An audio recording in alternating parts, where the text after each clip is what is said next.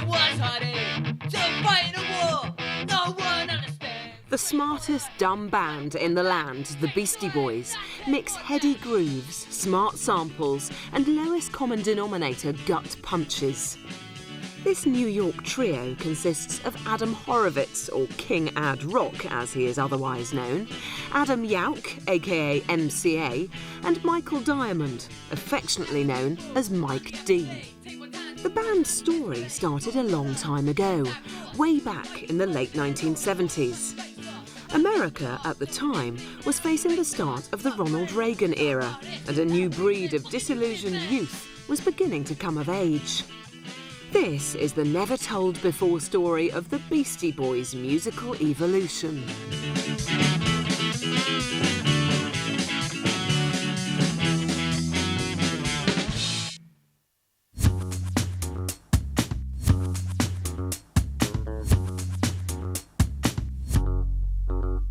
Full-blown operation! What are you doing? What are you doing? It's a full-blown operation! What are you doing? Okay! The Beastie Boys actually started life as two separate bands that would eventually evolve into one. Mike D's band was a four-piece group called the Young Aborigines. Who were the Young Aborigines? They were Mike and John and me, mainly. But first it started out just as Mike and John. John Berry is a former member of the Beastie Boys from their original lineup.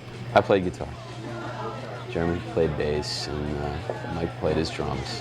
After a while, I got the notion to introduce my two best friends, Mike and John. I masterminded an introduction by buying a ticket for Joe Jackson. And as soon as the first band kicked into their thing, John started hoboing like a maniac. I acted wildly, jumping around. I'll never forget it. I mean, just in his chair. He didn't stand up. He just bouncing up and down. After their set ended, John went to use the bathroom. And Mike turns to me and goes, "This guy's insane." He goes, "This guy's crazy. I don't know if I can deal with this guy." Jeremy told me that Mike thought that I was out of my mind and was wondering if there was anything really seriously mentally wrong with me. I was like, no. He's cool, don't worry. He's good. He's a good guy. I've never been to a concert with him before. I never saw him act like that before, but obviously, something about the music was setting something off in him. And so after that, though, Mike warmed up to him. And we sort of discovered that we had the same interests in punk, and we both loved The Clash. I came up with the suggestion. I said, "Hey, why don't you guys play together, And it was just a terrible, terrible combination of, because none of us knew how to play, but I mean, we had a lot of enthusiasm. Let's say we were, for lack of a better word, a jam band. It's a terrible term, but it's just a band whacking off, basically.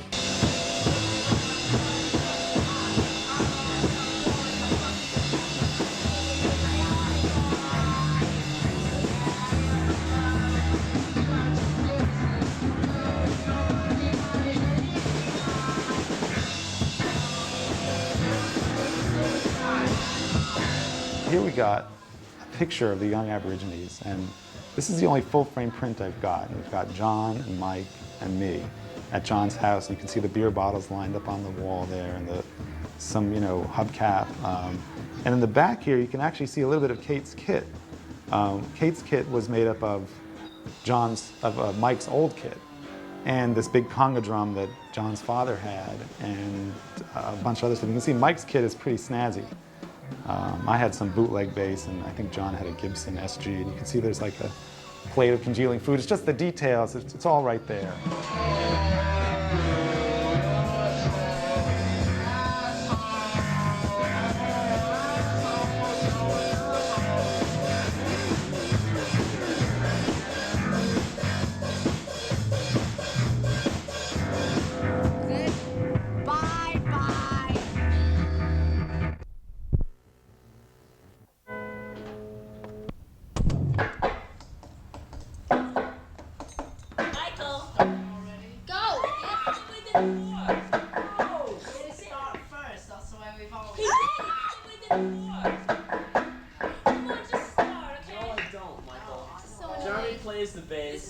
start doing this.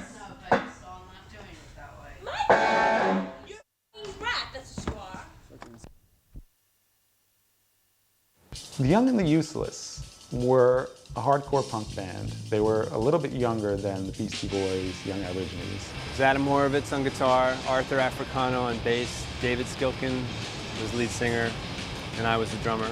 The Young and the Useless was Adam Horowitz's band. Adam Tracy was the youngest of the group. I think when I met them, I was still 12. And I guess we probably rehearsed for a month or something before we started playing out. And so I may have turned 13 at the time. I don't think they knew anybody else that played the drums, maybe at the time. We didn't rehearse a whole lot anyway. And I think my dad bought me a drum set, so that helped too. The Young and the Useless played with us several times, I believe, at this great club called A7. And A7 was another haven for us hardcore kids. Most of us who should have been probably in bed, who snuck out of their houses because it was a school night. And it was a great place to play. Yeah, we played our first gig here, and I was so nervous. Our songs were extremely fast to begin with, but I was so nervous that I was playing like 3 times as fast as everybody else, and my sticks kept flying out of my hand. And Adam, I just remember Adam like looking back at me like I was out of my mind. Pretty much like playing in your living room with a lot of drunken, scary children. And the Young and Useless managed to blow everyone away. I was actually in a rehearsal studio with my other band, the band that I formed in college. And next door was the Young and the Useless. And I remember getting a quick look at them, and then it seemed like, next thing I knew, John Barry was out, and Adam Horovitz was in. And I remember asking Mike why, and I guess mostly it had to do with John showing up late, you know, not being on time for things. I was a bad, bad boy and drank too much alcohol. I was doing a little experimenting. I'll leave it at that. Kids out there, stay away from the booze. Bad stuff for you. Terrible.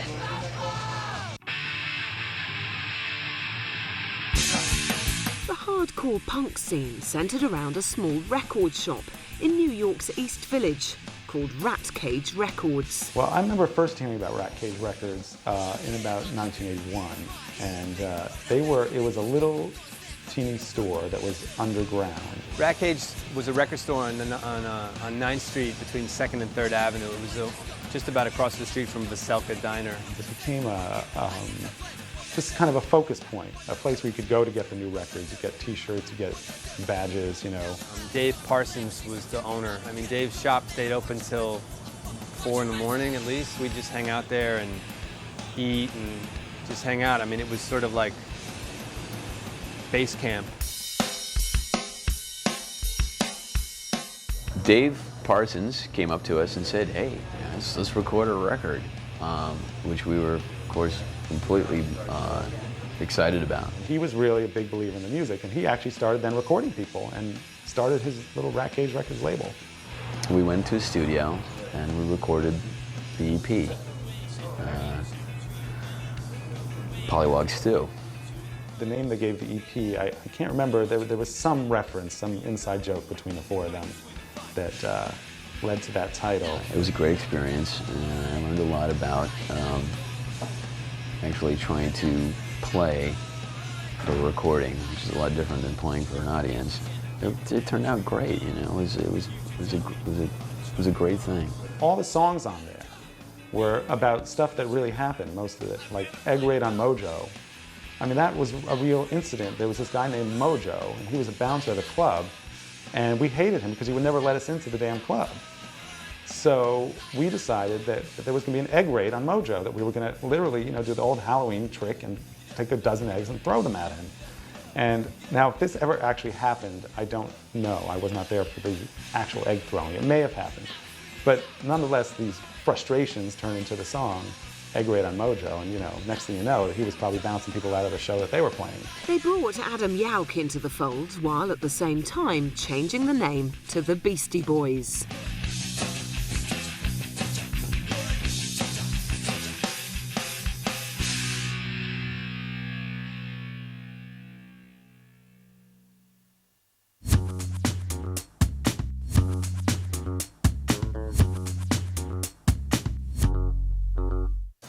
Beasties were now an established part of the New York hardcore scene, even managing to get gigs at the legendary home of punk rock, CBGB's.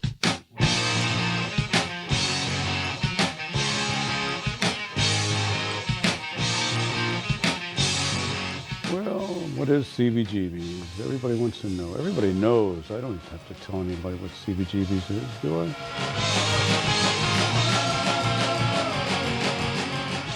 It's a place where I think, you know, where we started what they call punk rock. To me, hardcore was like, it came out of the punk rock thing, you know, the Sex Pistols and the Ramones, and it was faster than punk rock. It was a lot of slam dancing. It was very angry. We were sort of the younger brothers and sisters of the punk movement. 2 guitars, bass and drums, play really fast, vocals are shouted, you know, it's sort of a back to 76 punk. The interesting thing about hardcore at the time, particularly in 1982 in downtown New York, was how immediate and accessible it was. You could sort of go to CBGB's on I think they had the Saturday matinees, or Saturday or Sunday they would have a matinee, and that was the scene. Pretty much everybody there was the scene, and you could talk to anybody, and they would have a record out that was locally distributed, and that was it. It was very immediate. They would like write a song, record it, and make a record. Hardcore? Well, I call hardcore punk as punk rock speeded up.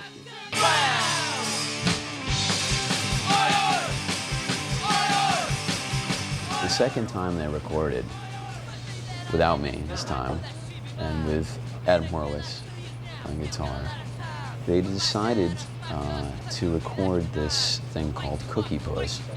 And Adam Horowitz basically called Carvel ice cream.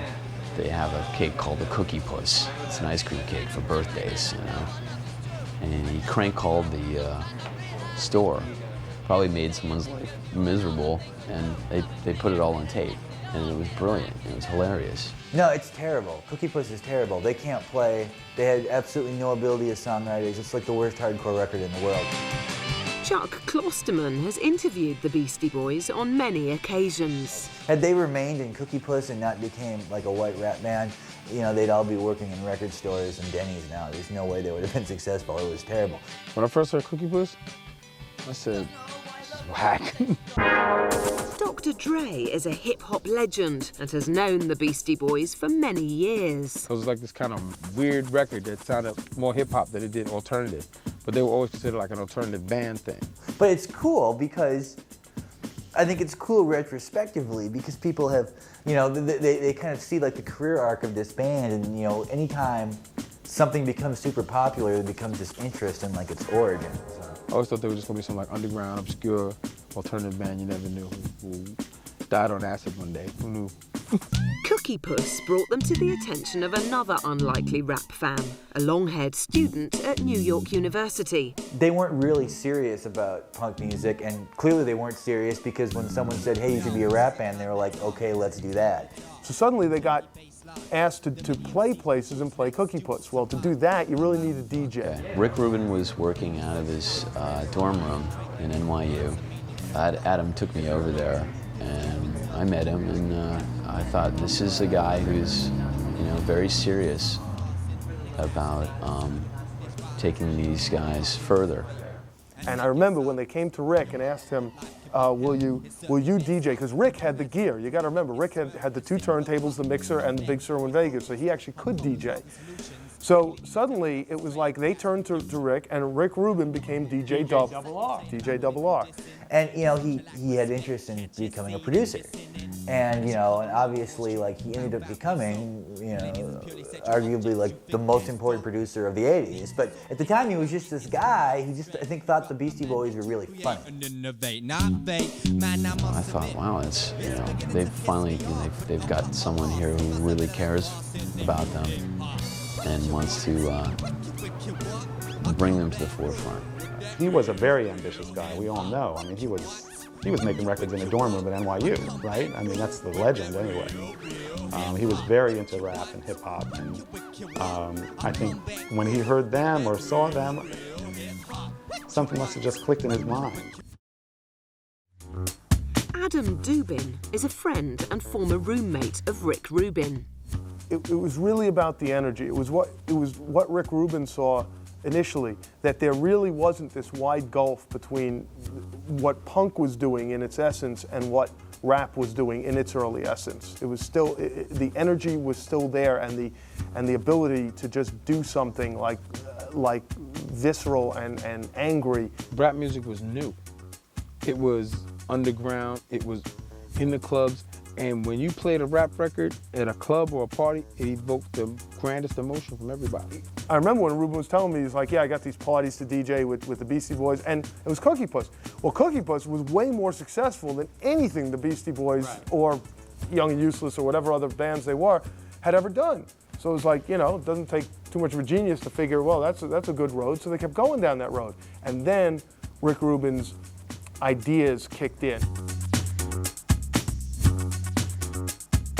The one thing about rap music, you didn't have to sing, but you can rap. If you can rap, you can get a rhythm, and you have the right beat, you can win. Now, if you talk to the Beastie Boys, they will tell you that like they always grew up, intertwined with African American culture, and it was just part of their life. It's interesting because they all went to like kind of really exclusive, expensive private schools, and I sometimes wonder how many black kids that they really knew growing up. I'm sure it was some, but Yo MTV Raps did give the Beastie Boys a considerable amount of credibility because I think in the black community, they felt like, okay, the Beastie Boys are popular, but they're probably just popular because white people are writing about them and white people like them. Whereas Yo MTV Raps was one of the first time it was like black people saying to black people, it's like, these guys, they might be white and they seem like, buffoons or whatever, but they're actually, this is actually the kind of music you like too. So when they first walked on the stage, it was like, whoa, we white guys trying to rap. On stage, a white guy had to earn his stripes, and no one had done that yet. It's like if you went to the Apollo and you were a comedian, the audience in rap at that time was just like the black audience at the Apollo, which a white audience sits there and goes, okay, entertain me. A black audience goes, what you got?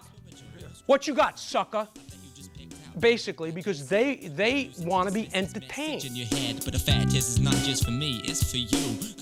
And I think it probably seemed maybe, I'm white guy, so I don't know, but I always wonder if maybe in the black community, if the Beastie Boys almost seemed like a novelty. It was sort of like, isn't it kind of charming that these guys, want to make the kind of music that we invented?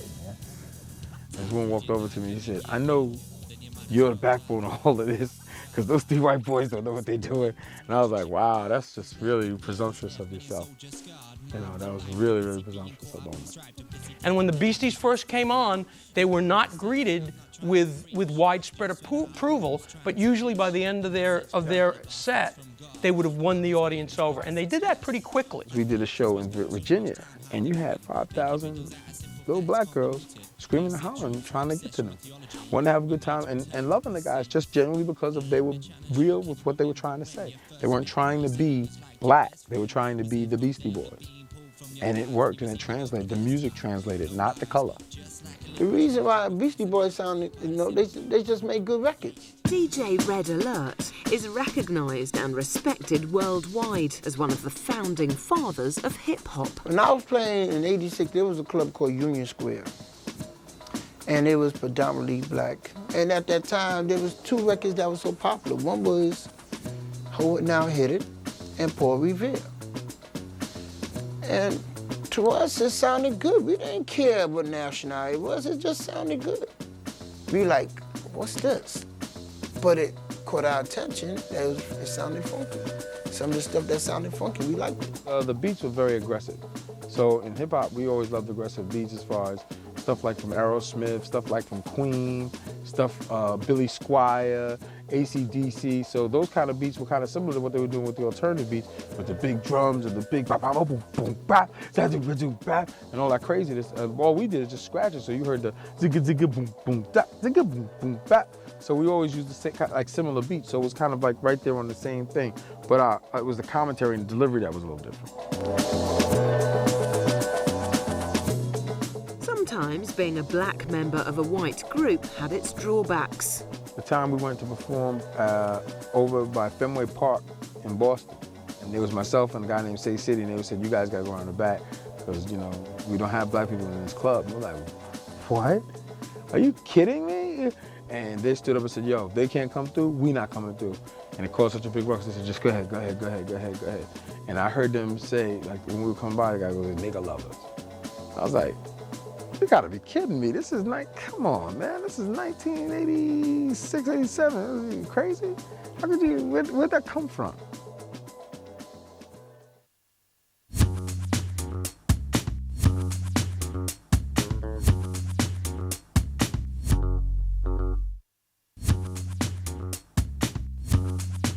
The Beastie Boys were slated to open for Run DMC on the Raising Hell tour. The tour was special because it was the first time rap music would be given such global exposure. Rick was out being their DJ and owning a label called Def Jam at the time. It was a very small little label, had a group called Hole on it for real. This was long before LL Cool J, long before the Beastie Boys. This is how it really started out. He had just got off the road with them, with Madonna. And he said, yo, I can't do this, I'm trying to run a label. And he was trying to always get me to come do stuff for the label. So he said, yo, why don't you DJ for them for me? Hook me up, hook me up. I was like, Rick, I don't know him like that. So he invited him over to his dorm room. I came over, we hung out all night long, had a good time. He said, sure, I'll DJ for me from time to time, whatever. So we did a couple of gigs down in the village. And they were like, yo, you're great, you know what you're doing, this is cool. And that's how the relationship started. From then on, we just kept doing shows. Dr. Dre became the Beastie Boys DJ, but life on tour wasn't always great. And we had just done a show out in, I forgot the name of the stadium out there, but it was like the hottest day of the year. It was like 150 degrees. I mean, you could fry an egg on the concrete without trying. It was that freaking hotter than this room right now. I mean, I was sweating my balls off, I'll tell you that right now. Yeah, Dre was definitely in an uncomfortable situation. I would say that for sure. DJ Hurricane started off as part of Run DMC's entourage in the mid-1980s. Being on that little bus with those wild dudes, and it's hot. Air conditioning in our bus broke down, so we had to go back to a hotel and take turns taking showers and then going off. Yeah, I remember that, because they had a bullshit bus. It was like a handicap van or something. It wasn't a bus at all. I went back, and being a DJ, you're always the last guy to leave any venue. I went back, they crowded up the room, I couldn't get in. I said, I'll take a shower when I get to the next stop. I think I told Sean, I'm gonna go to sleep here on this couch. Wake me up when y'all ready to go. I'll be here. He got left, I remember that. He was pissed. When I woke up, there was nobody there. Everybody left. They left me there. And luckily, Houdini's bus was there. And I jumped on Houdini's bus and I was pissed off. I was like, I can't believe you guys left there. It's stupid. You just can't leave me in the middle of nowhere. It's crazy. Yo, Dre, we couldn't find you. I said, find you? I was in the middle of the lobby on a couch, sleeping. And I was sleeping because I was in 150 degrees out in Miami with no AC, frying my ass off. Yo, you crazy. And I told Hurricane, I said, I gotta take a break. I gotta go. It's beginning to piss me off. But midway through the Raising Hell tour, Dr. Dre parted with the Beastie Boys. So then they came and asked me, yo, can you DJ for us? And I was still really hesitant because back then, I was so cool. I thought I was just so cool, you know what I'm saying, growing up in Hollis, Queens, being with Run DMC and them, and they wanted me to DJ for some white dudes that was very unheard of back then. White guys rapping and they was wild and they was throwing stuff all over the place. I said, all right, I'll do it. But I never thought that I would just keep doing it. I thought it was gonna be a temporary thing. You ain't got the right hoodie with the right label on. Say the Raising Hell tour was the craziest tour I've ever been on in my life. And that tour opened the doors for hip hop completely. That broke the barriers down. That tour got so much publicity and it sold out so many concerts for the first time in hip hop that everybody was like, wow. That tour really opened doors because you got to see a little bit of both worlds, between Beasties, Run DMC, with a host of other people that was on that tour. So I know they say it broke barriers. It was this wild scene, you know, girls screaming, this giant Budweiser can on the stage, they're squirting beers on people, you know, and it was funny, you know. I just thought, man, that's, you know, basically what we were doing as punk rock kids. Yes, there was all the debauchery of sex, drugs, and rock and roll going on all the time. The Beastie Boys' foul-mouthed, crotch-grabbing antics were about to make them notorious. I remember just coming in our dressing room was like the worst thing you could do. You know, if you come into our dressing room, you might get hit in the head with a can of beer. Somebody might squirt some whipped cream in your face. Anything could happen to you if you came inside the dressing room. Anything. The other problem was, and this was a major problem, was they didn't realize, none of us realized, that half their fans were 11-year-old and 12-year-old kids, 14-year-old kids. And at that time, 14-year-old kids were not as sophisticated as they are now. They had a gigantic inflatable penis on their tour. They had the beer show where they poured beer over everybody. They did all kinds of crap. And this is just a stripper in a cage, and this is just, you know, on stage. The attention they got, here at least, had much more to do with sort of like obscenity. They toured America with Madonna. They were like the opening act for Madonna, so all of a sudden all these 12 and 13-year-old girls were kind of being exposed to the, you know, this band who was you know, overtly sexual and had lots of phallic imagery on stage and almost seemed to be presenting themselves as like potential molesters. Oh my gosh! But on stage, they're doing all this crazy stuff. They're cursing. They're pouring beer. Their girls are dropping their tops, and you've got 11-year-old kids in the audience with their families, with their moms and dads who brought them to the show. That's where the real trouble started. Today, the Beastie Boys, an American band calling itself the nastiest group in the world, arrived in London. They'd flown in from Europe, where apparently they daubed the walls of their hotel with human excrement, wrecked one bar, and in another ended up throwing beer at other customers. I remember first going overseas and people knowing who I was. It really kind of bugged me out the first time I went over there. To get off the plane and seeing people run up to you saying, yo, what's up, DJ Hurricane? Yo, what's up, man? We love you, boom, boom, boom, boom. Kind of really to make you say, dag, man, this stuff is really big now. But the controversy really kicked in when the Beasties toured Europe. The British papers out there made up a lie and said that the Beastie Boys is laughing at crippled kids.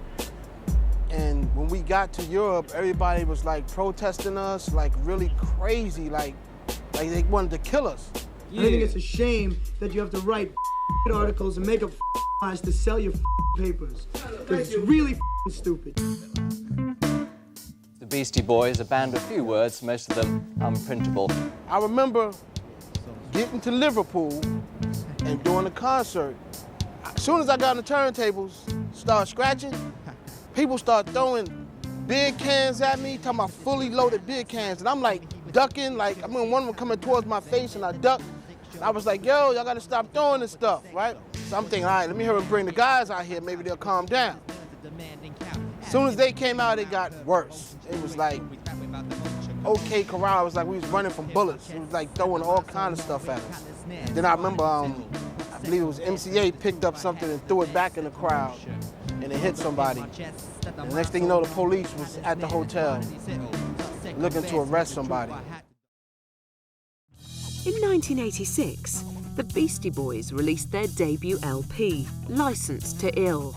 The album was interpreted as a mindless, obnoxious party record. When Licensed to Ill came out, that was amazing to all of us who knew Mike, because it went to #1. It was the fastest selling debut record in Columbia history. The big single is Fight for Your Right to Party, which is the song that like the Beastie Boys now all hate.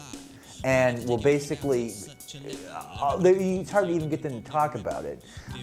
It's certainly the closest like hybrid between like the kind of punk rock they were making in Cookie Puss and then the kind of like suburban white hip hop. And Fight for Your Right to Party wasn't a hip hop record. but they were a hip hop group. So by them making that record and having hip hop fans, made them get rock fans, more rock fans, to listen to hip hop also. It's a really straight song, it's a really flat song, and there again, it's, you know, when I mean flat, I mean it's just sort of like, it's not really innovative, it's just basically like the kind of song you would write if you were an 8th grader.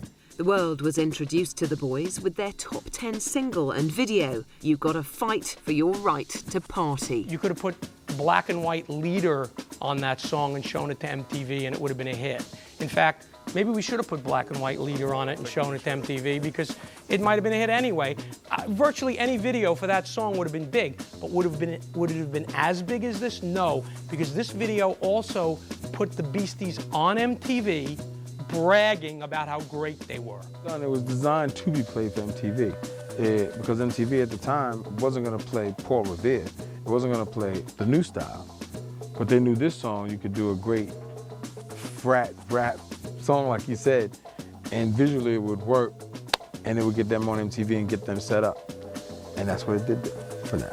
All the people that you see in that video are friends of theirs. I mean, there's the guys from Murphy's Law in there. There's Jimmy Gestapo. I mean, there's all these people are just friends. Tabitha Starr and MTV VJ, right. Rick Rubin showed up. I mean, everybody was just friends. The video includes a lot of people getting hit in the face with pies. And what's kind of important about that is the sense that even to a 13-year-old kid in 1985, that's sort of stupid, that's sort of like a kind of like a comedic value from the 50s or whatever. But that's kind of what they were. It was like conscious stupidity. My mother and father played the parents in the video, and actually, they looked pretty funny. Yeah, and what was great was that at the very end, the last visual joke is that the mother comes home, sees the destruction wrought by the Beastie Boys in the apartment, and is like looking around bewildered, and then she then gets a pie in her face. Nobody had the heart to like throw the pie in her face because everyone, even though she was like, it's fine, just do it, you know. Yeah, she was dying to take the pie I mean, in she her face. she was just, nobody really had the heart. So finally what we had to do is nobody could really throw it. So they framed up a very tight shot of her face. That's and it's right. Rick's hand and he just has the pie in his hand and I very did just it. slowly like I smushed pushes the it pie in into her face, and it was perfect because she had glasses on, Yeah. which meant it wouldn't get in her eyes, which was great. But the glasses got all fogged with the pie. the pie She got falls a pie away, in her and face. then, yeah. And I remember on MTV they said, one of the guys who directed this threw the pie in his mother's face at the end. Nice going, kid. Right. Well, that controversial American band, the Beastie Boys, is being blamed for a curious crime currently sweeping the southeast. Last month, sales of VW emblems rocketed by 130%. 6,500 of these were sold, mostly to young people who wanted to stick them around their necks. We started it. No, I was going to say that we stole many in the United States. That was his thing. I mean, they started wearing that. What about the ripping off of the? Yeah, thing? that's what I thought. I mean, we heard about that kind of stuff. Not specifically that it was necessarily all the rage, but I mean, you knew where they were getting this stuff, and they weren't paying for it legally or anything. I mean, you knew all that was what was kind of the cool thing about it was that they would, anybody who was wearing an emblem from a car, you know they'd stolen it from a car, and that was kind of the thing about it. So Mike D really, I think, started the VW thing himself. I mean, knowing Mike, he probably paid for it.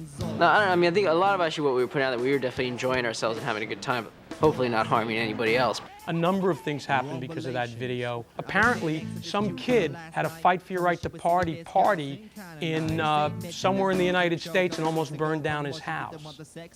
And I felt a mixture of sadness and pride. Like they were making it very clear that like, it's not that we just seem dumb, it's like we want to be as dumb as possible, which I think really relates to people of that age who are looking to be absurd for no reason all the time. Yeah. Everybody wanted us to perform that song on their TV show, in their cities, at their birthday parties. Without really trying, it kind of became this very like an athemic song, like an anthem for their mindset at the time. Wherever they can get us to go and do that song, they got us to go do it. That song was huge. that song was the one I would say sold all those records for License to Ill. The kind of people buying that record could relate to it, I guess, because they wanted to have parties, you know? It was amazing. It was a huge selling record. I remember feeling very proud. I always tell a story about my mother because she likes to say when Mike used to come over here to my house, he wouldn't talk to her, he wouldn't make eye contact, he would just mumble something and walk on down to my room. And she always had the same thought, this kid is not going to amount to anything. She always say that. And then Fight for Your Right comes out and she's dancing to it at an after ski bar, you know, at the ski slope. During 1988, they became involved in a bitter lawsuit with Def Jam and Rick Rubin, who claimed that he was responsible for the group's success. The group finally managed to break away and relocated to California. And all of a sudden, it gets to a point in 1987 where, wait a minute, there's a lot of money at stake, and they're like, hey, we want to be a part of that. They didn't say we want it all, but they were like, suddenly you look at your contract and you realize, hey, wait a minute, I'm only getting like this piece, and record company's getting this piece, and the record company's Rick Rubin and Russell Simmons. And a big lawsuit followed, and basically Rick and they split. And I think that's part of the problem is they see that as before they became in control of their own destiny, though they had a lot to do with the videos. The breakup of the Beastie Boys and Rick Rubin came about basically because they learned the harsh lesson that many performers learn, which when you get successful, you are, all of a sudden you want to have, let's say, you realize how little of yourself and your own success you're entitled to.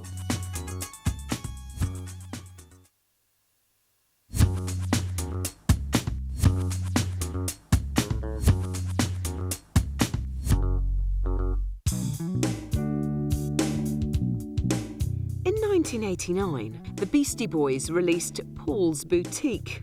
The musical style was entirely different to License to Ill. Many observers didn't know what to make of it. Paul's Boutique came out, they'd went to Los Angeles, they were smoking a lot of pot and that was sort of the aesthetic of that record, this laid back stoner kind of hip hop. This with all and probably involves more samples than any major record ever released, in the sense that you could not afford to make Paul's Boutique now with copyright laws. People were really cracking down on the use of samples and the use of material. I mean, there are hundreds and hundreds of, there'll be just a snippet of a Bowie song that just, and all these things, you could never make that record now. That's the end of widespread sampling. People didn't really catch on to it. People was expecting License to Ill, so they didn't really respect Paul's Boutique. They make this record, and almost no one pays attention to it because it's not as superficially funny or as sort of aggressively obnoxious, all the things that sort of made them famous initially, which really were kind of the baggage of License to Ill. That's all gone. I remember when Paul's Boutique first came out and we started doing shows, and the record sales didn't jump off the way they supposed to, and everybody was looking kind of down about it, oh, this is it, it's over.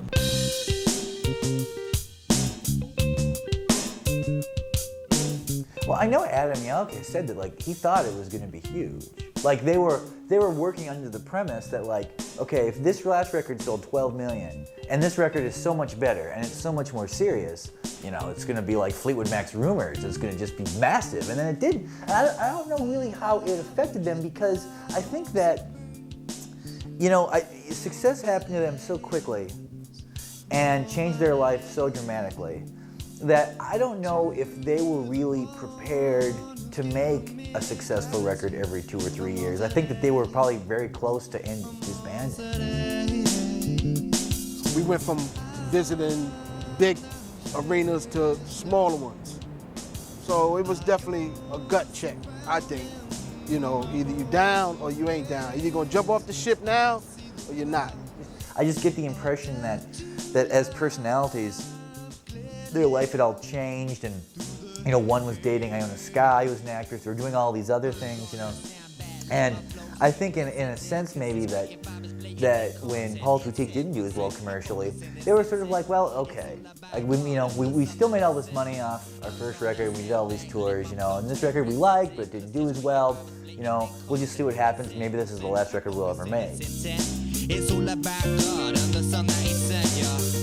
Like now, retrospectively, kind of the conventional thing to say is that the best Beastie Boys record is Paul's Boutique, but almost no one bought it when it came out. And it was completely an extension of this idea that a lot of people didn't take them seriously at Licensed to Ill. And then it was later that people started kind of rediscovering it. But there's actually a lot of people who say they bought Paul's Boutique when it came out are lying.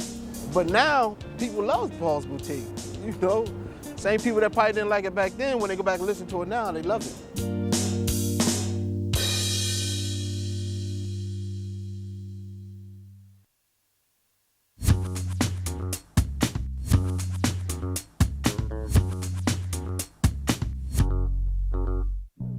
Check Your Head, the album they released in 1992, was the first record since the hardcore days where the Beasties played their own instruments. The LP re-established the Beastie Boys as a musical force in the alternative scene. And I think we just decided to start playing again. So we kind of picked up the instruments, we kind of did it again, like came back in a different style when we picked them up, just kind of trying something else out. Check Your Head, well, I was at college at the time, and it seemed like a big record there. Now, I can't, I'm sure it went platinum. Their video, the video for What You Want was on MTV quite a bit. It had to have done pretty well, but it was super popular among, serious music fans at the time. Check Your Head was, I think that was a really good genius album because it went from just making an all hip-hop album to making a whole complete album of hip-hop, a little rock, a little punk, and some little instrumentals. They were one of the first kind of outfits where it seemed like that they were very consciously and very clearly merging hard rock and hip-hop, and that while they were together, they still had sort of autonomous identities. That record became a big deal because there was sort of this kind of social and universal discovery that, oh, actually the Beastie Boys, they weren't just this funny band, they're actually this brilliant band, they have there's a lot of musicianship here and a real understanding of how things are supposed to sound. Real hip-hop. By the time they made Check Your Head, the musical climate had completely changed. In the sense that all of us, there was this new interest in alternative music as the mainstream. The response to Check Your Head was incredible. People loved it. People loved to see instruments.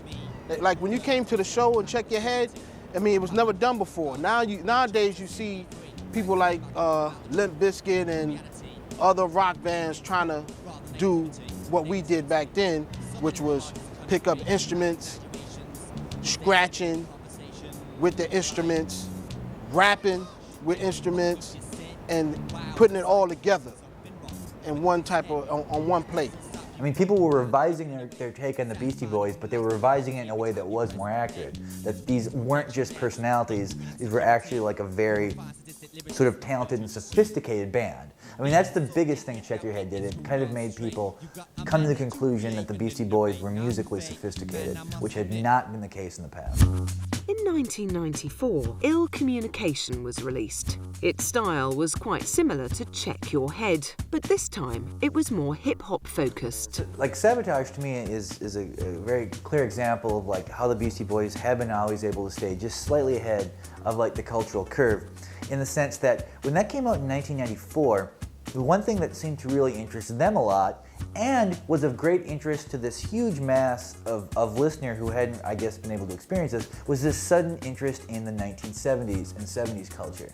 So when they made the Sabotage video, which was really sort of a mock send-up of American cop shows from the 70s like Starsky and Hutch and Beretta and stuff. That was the first time people heard that song and saw those images. Because MTV basically broke that song, and people really liked the video. And it was directed by Spike Jonze, and it was really funny, and it was really cool.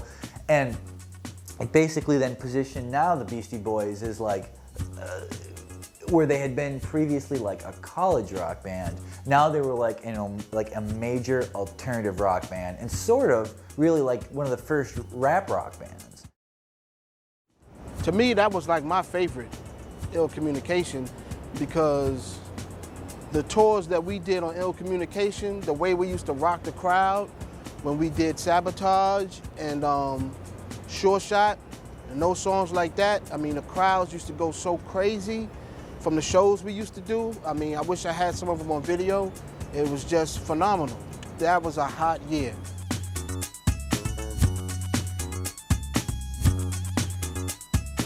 The Beastie Boys have suddenly decided that they're now sort of like statesmen. They're kind of like, there's a diplomatic element to them, you know, and they're from New York. So like this record's like a tribute to New York and the 5 boroughs of New York. But I mean, they have a song on it called like To the 5 Boroughs, or no, an open letter to NYC. They have a song called An Open Letter to NYC. And they basically just name places. Like they'll name certain locations and certain subway lines and stuff, and it's more like, you know, like reading the Zaggett's Guide. It's like a tutorial to like hearing where things in New York are. But still, even now, to play, you know, they haven't had a record out in 6 years. They just had a record out. It was the #1 record. And if you'd asked anybody in 1987, will the Beastie Boys have a #1 record, what is it, 15 years later, more than 15, 17 years later, that they'll make it an even 20. Almost 20 years later, which could they come out? Everybody thought, well, I mean, they'll have a good album. They had a really good year and a couple of good songs, but nobody would have thought that they were going to have hit albums. They probably tour with this record, and it'll be a while before they make another one. I mean, they work slow. They work kind of, you know, part of what makes them cool sort of is that they kind of work on their own schedule. There probably won't be another Beastie Boys record for 4 or 5 years.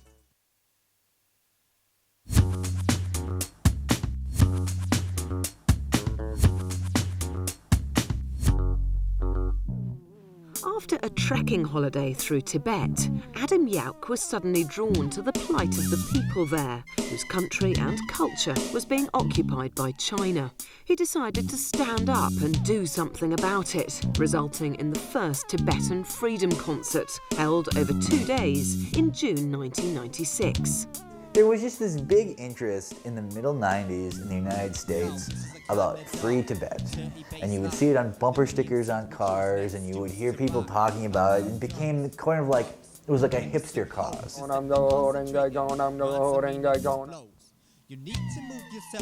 Like cool kids all of a sudden were taking this interest in, you know, China's occupation of Tibet, and Adam Yauch was one of the guys who, like, you know, and I read about it in Newsweek or something, and he was like, yes, this is important. So he became this sort of this very forward-thinking, very aggressive proponent of like freeing Tibet. And it never really got beyond saying Tibet should be free, but it kind of became like his cause.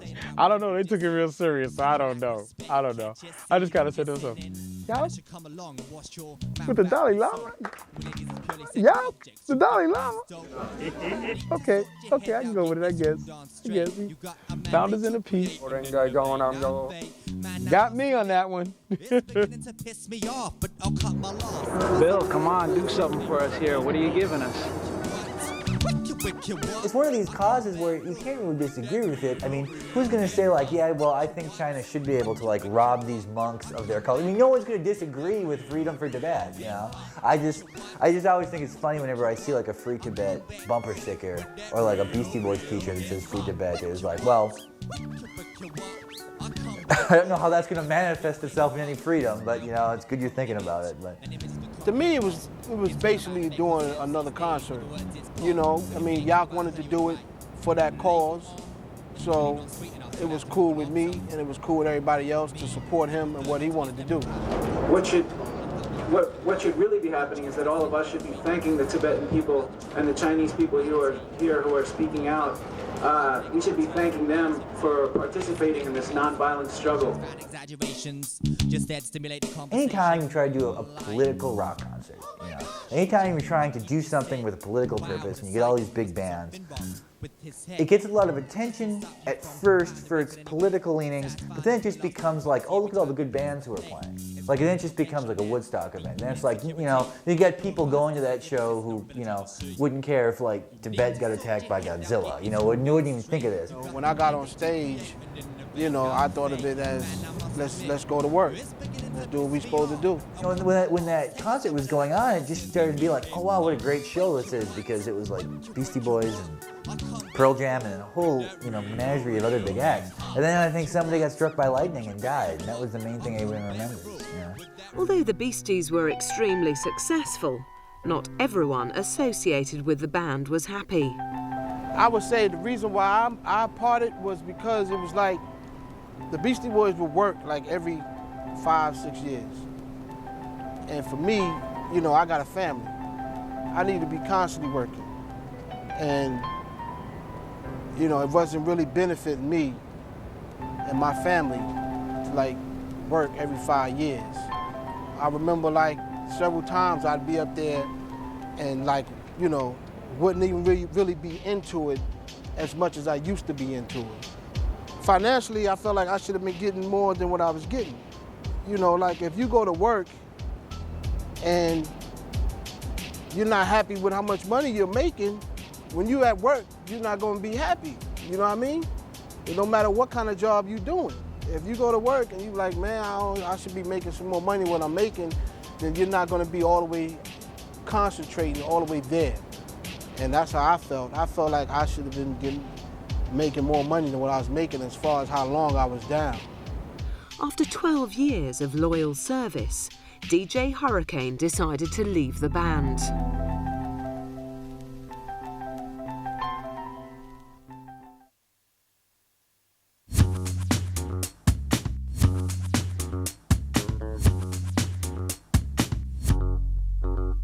Full-blown operation! What are you doing? What are you doing? That's a full-blown... Anyone who has spent time with the band always takes away special memories. The boys' true personalities are always hidden behind their comedic alter egos. But what are they really like? I first met Mike through my brother, actually, because my brother was best friends with Mike's older brother, his oldest brother, David. And so it just sort of naturally happened that I became interested in Mike when we crossed paths. We gradually just got more and more into music. That became, you know, we sort of put away childish things, you could say, and just became record fanatics. Mike D is the dude that, you know, he's the guy that when the mic comes on, he wants to be the dude to be talking. He wants to take care of all the business part of everything. He wants to be the spoken dude of the group. Well, not wants to be, he is, basically. For me, Mike D was the quiet one who was very smart, though, as well. He was very smart, quiet, and in terms of the videos, he was the one that asked for the most direction. Considering what he had for drums, he was a damn good drummer. He had pretty much the lowest form of just bargain basement drum set, you know. He worked it as well as he could. Ooh, I got you down with this. Ooh, I got you down with this. Adam Horvitz, the actor of the group, he was always I would say he was the emotion of the group. He was like the heart and the soul. Like he believed in this, like this was his life's work. This is what he had to do. He believed in being ad rock. That was his thing. I really looked up to Adam Horvitz. I thought he was extremely funny, and he always wore like really cool clothes. His mom had a clothing store. I don't know whether we all dressed like Adam or we all just dressed that way ourselves, but the whole like baseball cap and, you know, t-shirt, I don't know, I mean, it just seemed like what we were all wearing, and then it became this whole uniform in the 90s, late 80s. Yeah, I always thought Adam was hilarious. He was just one of the funniest people I knew. He enjoyed being in front. If there was a front man to the Beastie Boys, it would be Ad Rock. Yauch would be the sexy guy, and Mike Diamond, he's honestly the manager, believer, backbone in his own vein. But it would be Ad Rock as the step out front guy. You know, he was like the leader of the Young and Useless. It was his band, so, and I, you know, because he was a couple years older. I mean, there's a big age difference then, and you know, I always looked up to him and thought he was, you know, like, you know, whatever he thought was right was probably right, and you know, he was really funny and smart. And You know, so I always had this like kind of little brother feeling around him. Adam Horovitz was actually at the time probably, although I knew all three of them, was the one I was the closest to. He was the son of the famous playwright and sometimes screenwriter Israel Horovitz, and we became pretty friendly the minute Adam told me that his father had co-written an Italian gangster film with John Cassavetes, which he didn't take credit for, called Machine Gun McCain, that I loved. Well, Adam Horovitz was like, you know, Ad Rock's my favorite, because he's the dude that I would say like I can relate to the most, because he's just like so cool, you know what I'm saying? Like he'll always call me and, you know, say, "What's up, Kane?" He'll speak to my wife and you know, ask me how the kids doing. I would say Ad Rock is definitely my closest friend when it comes down to being, if you're asking me out of all three, Ad Rock is definitely the man. Horovitz, to me, was like, he was the actor of the three. He had acting experience. In fact, he had acted as a teenager, as a very young teenager. He had acted on stage and they had said, you know, he's like a young Cagney or something like that. The one who would do anything for a joke type guy. The Jerry Lewis. He was the Jerry Lewis of the three. Yauch, MCA. Very cool, very reserved, very funny guy. I always like hanging out with Yauch because we always would do like crazy stuff, you know, fly ourselves in, hang out and we talk, and you know, Yauch would drink scotch and I would drink scotch with him and we just talk stuff for a while. Very reserved, cool guy, very, very cool guy. Like a Buddhist monk. Like you can't really do nothing around him that he's gonna think is wrong, without him like, "Yo, dude, man, you should stop." Or, "Yo, dude, that ain't cool." Type of dude. He's just so gentle, man. Now it's, you know. Yauch was was the most assertive of the three in terms of wanting his independence the most, in terms of being the most independent and the most outspoken, and he was sort of laid back. He wasn't the quietest of the three, but he was laid back. He gave a lot of thought to what he wanted to do. And they all did, in fact. I mean, they worked together, but he was usually the ringleader of whatever idea they came up with in terms of anything that they came up with. I think he would sort of become the spokesman at certain times. One night, you know, we were listening to records, and he had this detonation plunger. You can see in the cartoons, you know. This plunger thing to detonate bombs. And he liked to make explosives. One night, we decided to blow up the neighbor's yard. So we snuck over the yard, and jumped over the fence, planted a bomb, and we took the wire back, trailed it back, up into his room, and set off a bomb. I don't know if it went off at all. We just, you know, maniacally laughed, and you know, it was just, you know, it was funny, you know. It was just, there was no reason for it, you know, but it was just, you know, it was silly, you know. I think he got in a lot of trouble for that, actually.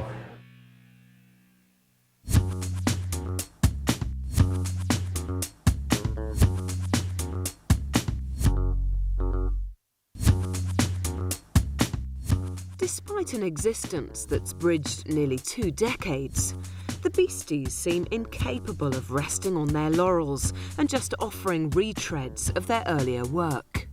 For a band that was written off as a one-joke novelty act the moment they came to mass attention, they haven't done that badly. But they'll loom pretty large in rock and roll history as probably as the first valid white rap act.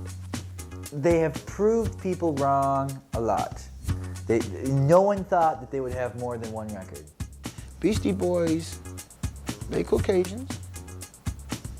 We might say in general, yeah, they doing black sound, but still in norm. They come across the message to everybody. To me, music is music. They're good people too. They're always interested in other bands and helping.